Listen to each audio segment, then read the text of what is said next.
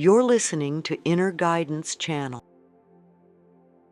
What you feel deeply is far more important than what you are thinking. You may think about doing something for a long time and never do it. But when you feel something deeply, you are spurred to act, and God acts. He who is the cause of all life acts through the sense of feeling. You can think of 1,000 things, yet not be moved to act upon one of them. A deep conviction, felt, is far more important than anything you could ever think. Let us turn to the first chapter of the Epistle of James. Ask in faith with no doubting, for he who doubts is like the wave of the sea that is driven and tossed by the wind. Let not that person believe that a double-minded man, unstable in all his ways, shall receive anything from the Lord. But be ye doers of the word, and not hearers only, deceiving yourself. For if you are a hearer only, and not a doer, you are like a man who observes his natural face in the mirror, and then goes his way, forgetting what he is like. But if you are a doer of the word, and not just a forgetful hearer, you will look into the perfect law of liberty, and persevere. That man shall be blessed in all his doings. How do you go about being a doer in place of a hearer only? By acting in faith. Scripture's central character, called Jesus, set no limit upon the love of God and the power of faith. In fact, all of his great deeds were prefaced with the words, according to your faith. Now, faith encompasses feeling. If you have faith, you will act, and if you act, God in you is acting. For God is your own wonderful human imagination, whose eternal name is I Am. He acts only when you feel it. This is true even in the most practical way. If I tell you what I would like to be, and you tell me to go my way, as I am already it, and for one fleeting moment I see the world as I would see it if it were true, then turn and walk away, forgetting what the world looked like only a moment before, I am a forgetful hearer. But if I am a doer of the word and not a hearer only, I persevere. Or, as the word is translated in the King James Version, I continue in the state, for all things are possible to the power of the word. Look in a mirror, and you will see your face reflected there. But you have another mirror which you can look into. That is the mirror of your friends. If they heard your good news, their faces would reflect it, would they not? Assume your desire is now a fact. Feel its substance and reality. Then let your friends see you in that state. They are your living mirror. Now persevere in that state, and do not turn away, and quickly forget what you are like. Walk through this door tonight in the assumption that you are the man or woman you want to be. It doesn't make any difference if the outside denies it. You have seen the expression on the faces of your friends, and heard their congratulations on the inside with faith. Now carry this feeling into the deep and persevere. Conjure a living mirror of friends and acquaintances who have heard your good news and accepted it as permanent. See your face reflected in theirs. If they love you, you will see empathy. They will be rejoicing because of your good fortune. Now persevere in that awareness, and do not forget what you have seen in your living mirror. If you do, you will be blessed in the doing, as you are told in the first chapter of the book of Psalms. Blessed is the man who delights in the law of the Lord, the perfect law of liberty. For in all that he does, he prospers. Were you not liberated from your past when you saw your friends' faces reflecting what you wanted them to see? If you had left the state of poverty, sickness, or weakness behind, and moved into the state of wealth, health, or strength, and your friends knew it, you would be set free from your former limitation. So, looking into the perfect law of liberty and persevering, you are blessed in all that you do. I tell you from personal experience that this works. But we are the operant power. It does not operate itself. You may have heard this law by the hearing of the ear and read of it in a book. But do you know that the law works from experience? Have you put it to the test? Have you proved it? If you have, then you can speak with an authority, which was not yours prior to the proving. May I tell you, through the use of this law, you are completely set free. I have been in many places where I was forced to test this principle. While on the little island of Barbados, which had only 2 small ships servicing it, as well as the hundreds of islands nearby, I made a commitment to give a series of lectures in Milwaukee on the 1st of May.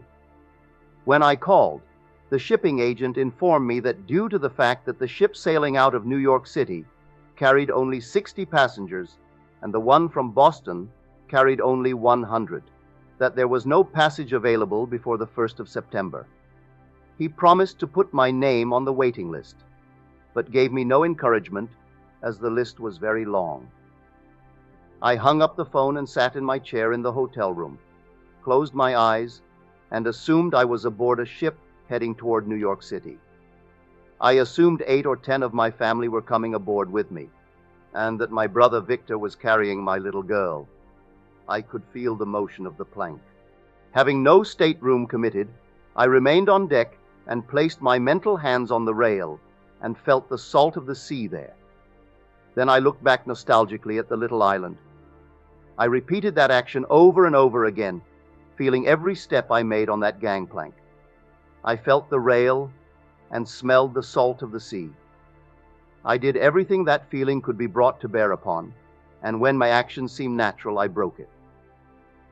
The very next day, I received confirmation that I would be sailing on a ship which would land in New York City 1 week before my commitment in Milwaukee, which I did. When I asked the agent how I obtained the tickets, he said they had a cancellation in New York, and the one person he had called on the waiting list felt that the timing was inconvenient. So, knowing he could accommodate my wife, our little daughter, and myself in one cabin, he let us in. I never heard why someone canceled in New York, or why the one he called in Barbados could not take the ship at that time, or why the agent did not call all the others on the waiting list. I only know that I got the reservation I had imagined. I have told this story before, and someone in the audience once said, "Was that a Christian thing to do? You might have caused someone to cancel their trip." But I tell you, as I told her, it was the only Christian thing to do. For I use the Christian principle of fulfilling God's law. How it is going to be fulfilled is not my concern.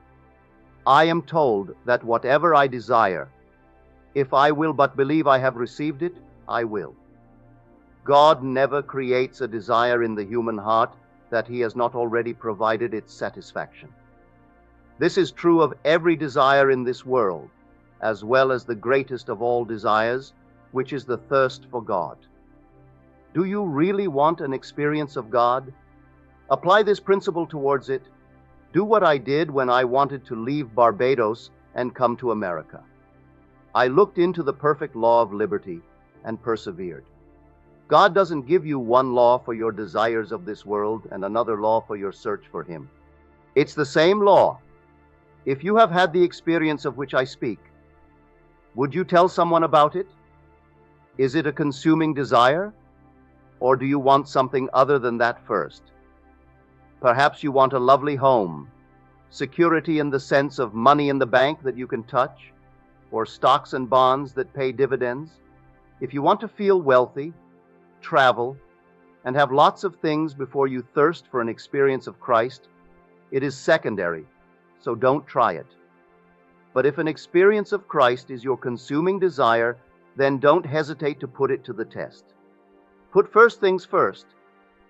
If your first desire is to be recognized in the work that I am doing, then apply this principle towards it, and let that thirst for God take its own good time to envelop you. And when it does apply this principle towards it, feel in depth, for what you feel deeply is more vital than what you think. Every day you can think about how wonderful it would be if, and never act. But if every day you would feel how wonderful it is now, it will become true. Shakespeare said, "Assume a virtue if you have it not." A virtue must be felt to be assumed. Refrain from the assumption tonight, and it will be easy to refrain next week and still easier the next.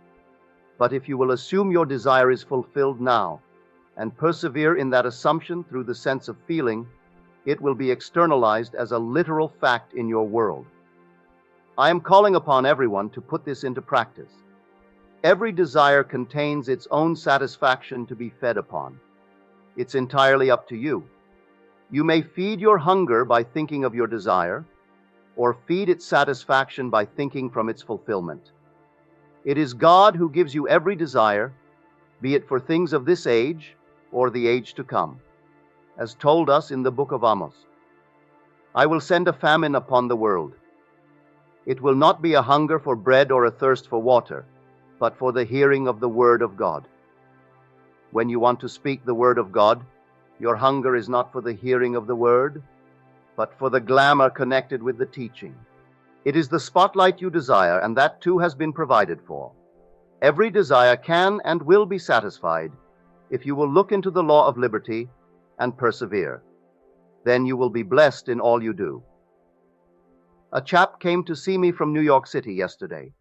When I heard his request, I would not tell him my reaction to it, but that I would hear that he had it. This chap, now retired from the antique department of Macy's, has been teaching in one of these isms back east. Then he started corresponding with a group out here who, unable to believe in themselves, wants a leader, so they have asked him to come lead them. When he told me the nature of his desire, I was sorry that all he could see in life was the spotlight, but I granted it to him. He is tired of playing third, fourth, or fifth fiddle to a leader who has milked $1 million out of those who are buying bricks into heaven. Having nothing, this man's followers are building heaven for him and giving it to him as their gift. They have bought valuable land in New York City and built a building on it. Then he threw a banquet at a large hotel, and they paid $50 for the privilege of seeing the mortgage they paid for burned. But the land and building are in his name. Back in 1943, this same man told me he was coming to New York for only one purpose, and that was to make money in the so-called New Thought movement. When I heard him say this, I thought he was in the wrong profession. If he wanted to make a lot of money, he should go into steel, oil, or coal. If you want to do this work, you can live well, but will not have the ambition for millions.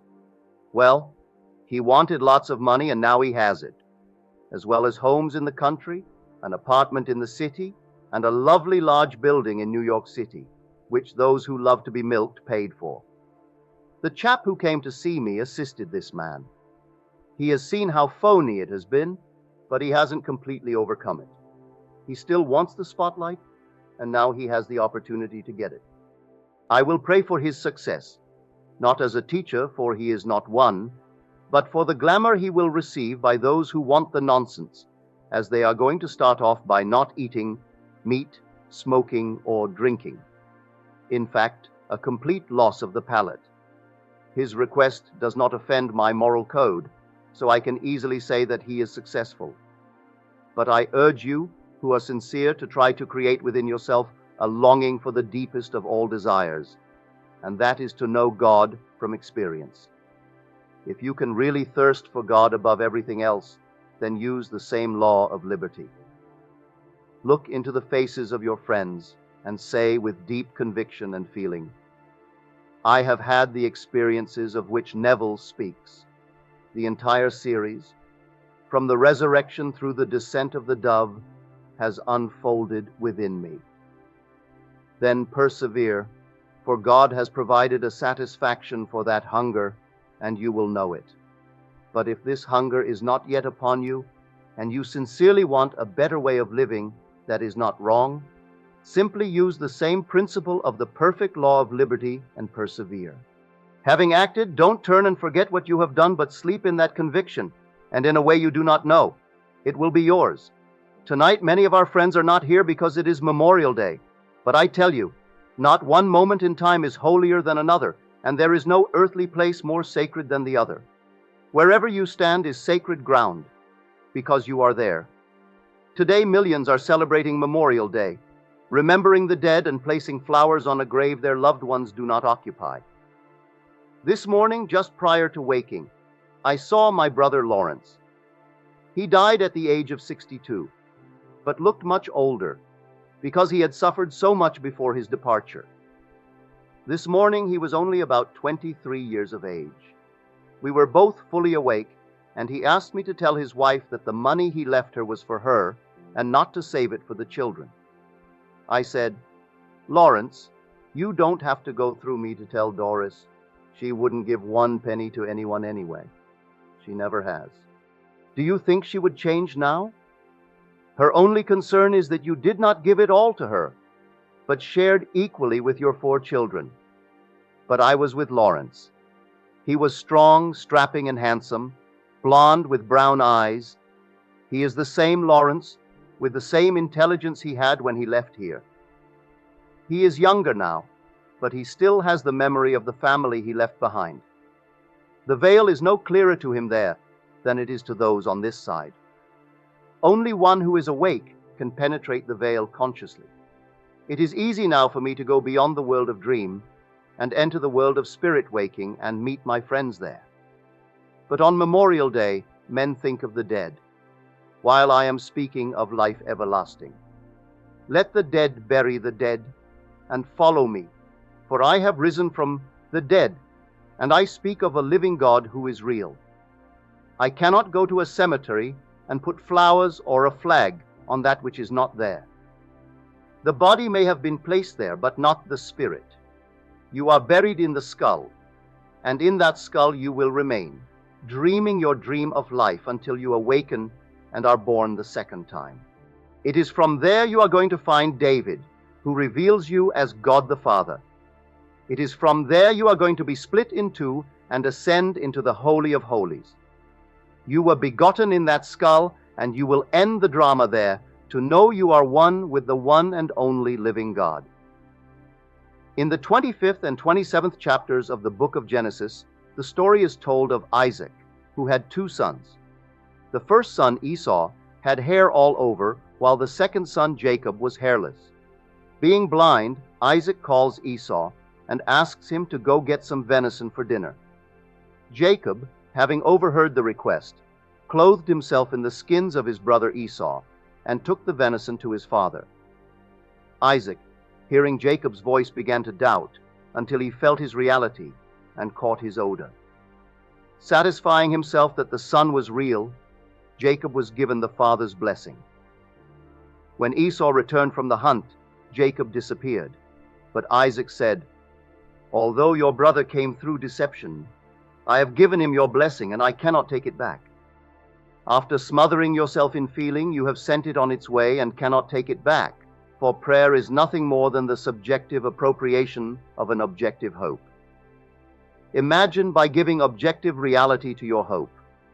Hair is the most objective thing on a man. Bring your hope so close that you can feel what it would be like if it were objective to you. Clothe yourself in that feeling, and you have clothed yourself in the reality of an Esau. The world will not immediately reflect your feeling, but you have set your desire in motion and cannot take it back. You have given a subjective state your blessing by giving it objective reality. Now it must fulfill its destiny so that you will be blessed in all that you are doing. If you don't give your subjective hope objective reality, you can't be blessed in its fulfillment. You must clothe yourself in the feeling that your wish is fulfilled. Jacob is your desire, waiting to be clothed in the feeling of external reality. Catch the feeling, and you have clothed Jacob with the external reality of Esau. Now deceive yourself into believing that your desire is externally real, and give it your blessing by subjectively appropriating your objective hope. Who is the blind Isaac?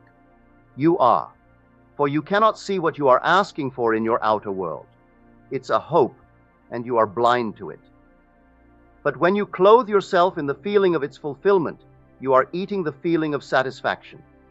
Feast upon this feeling morning, noon, and night, and in a way you do not know, your desire will become an objective reality in your world. In this story, we see the importance of feeling. Isaac asked Jacob to come close and kiss him. The word translated kiss means to set on fire, to burn, to touch. That's an emotion, an intense feeling. Reality is felt through the sense of touch. Feeling is touch. Tasting is touch. Scripture tells us he tasted death for all of us. How do you taste death? By experiencing it. Jesus tasted death by dying in all, that all may know who he is. Now I urge you to put his teaching into practice. He taught you to simply appropriate a subjective state, which is your objective hope, and know it must externalize itself in your world. Do that, and it will.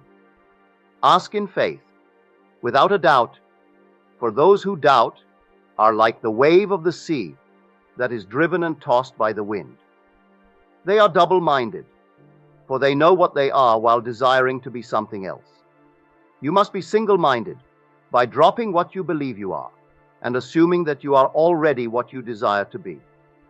For you cannot desire something you already possess.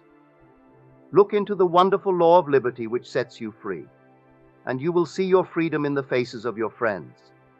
Persist in your assumption, and it must come to pass. Now let us go into the silence.